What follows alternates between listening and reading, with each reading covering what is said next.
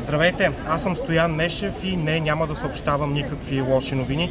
Правя това видео от слънчева Испания, защото желая много слънчеви дни и години на читалище Просвета в Свиленград, защото читалището е най-българската институция. Така че от тези, които зависи, да продължават да влагат още и още и още. Знам, че в читалището има много силен отбор, готов на всякакви предизвикателства. Любими хора, правете това, което правите най-добре.